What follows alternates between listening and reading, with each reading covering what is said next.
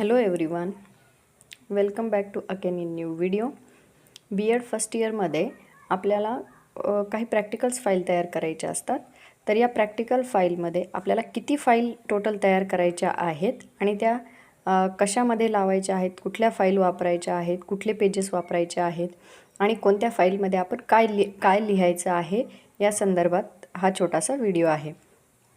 Video शेवटपर्यंत नक्की पहा आणि आवडला तर लाईक, शेअर आणि सबस्क्राईब करायला विसरू नका. चला आपण व्हिडिओला सुरुवात करूया.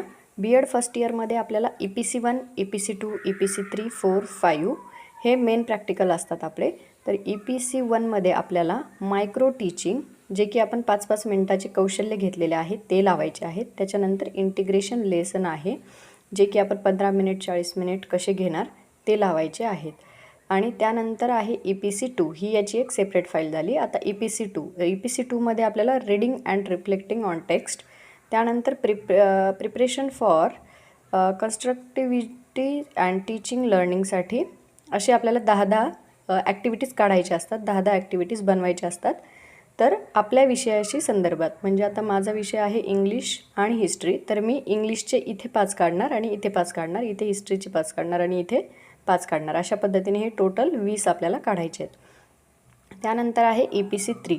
EPC 3मध्ये आपल्याला ICTच्या संदर्भातील, ICT सब्जेक्टच्या संदर्भातील आपलं हे प्रॅक्टिकल आहे, यूज ऑफ कॉम्प्युटरचं, जे की आपण आपला सब्जेक्ट कसा शिकवणार आहोत. त्यानंतर आपल्याला याच्या संदर्भात काही लेसन काढायचे आहेत आणि ते काढलेले आपण कसे बनवले, कसे प्रेझेंटेशन केलं आहे, कसं तयार केलेलं आहे, कशा स्लाईड शो तयार केलेले आहेत, ते आपल्याला सगळं काही या पेनड्राईव्हमध्ये भरायचं आहे. इथे आपल्याला एक पेनड्राईव्हसुद्धा या फाईलसोबत द्यायचा आहे. त्यानंतर आहे EPC 4, अंडरस्टँडिंग द सेल्फ.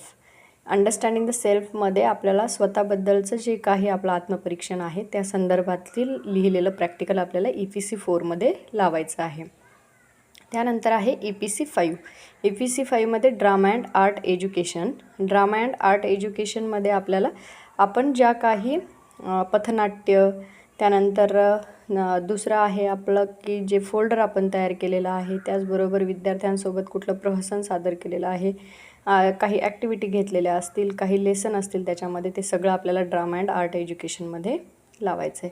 त्यानंतर आहे EWF 1. याच्यामध्ये आपल्याला प्रॅक्टिस टीचिंग, म्हणजे आपले जे सराव पाठ आहेत, सराव पाठासाठी आपल्याला ही फाईल लावायची आहे. आता सराव पाठामध्ये आपल्याला आपल्या सब्जेक्टशी निगडीत सराव पाठ काढायचे आहेत. जसं की मी इंग्लिशचे काढणार 2 आणि हिस्ट्रीचे काढणार 2. 35 ते 40 मिनिटाचा एक पाठ टाचन आपल्याला काढायचा आहे. असे मला चार प्रॅक्टिस टीचिंग लेसन काढायचे आहेत. त्यानंतर हिस्ट्रीचा जो आपल्याला सेपरेट एक असाइनमेंट दिलेली आहे, त्याच्यामध्ये 10 क्वेश्चनची एक सेपरेट फाईल असणार आहे.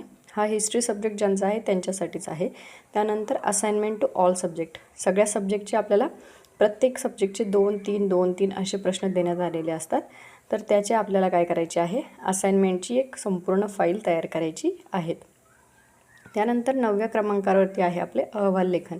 अहवाल लेखनामध्ये आपली क्षेत्रभेट असेल, सहल असेल, त्यानंतर आपल्या कॉलेजमध्ये सादर करण्यात आलेले सगळे जे काही इव्हेंट्स असतील, म्हणजे फॉर एक्झाम्पल महात्मा गांधी जयंती असेल, प्रजासत्ताक दिन असेल, असे ज्या पण काही इव्हेंट्स आपल्या शाळेमध्ये कॉलेजमध्ये झालेले आहेत ते आपल्याला या अहवाल लेखनामध्ये लावायचे आहेत.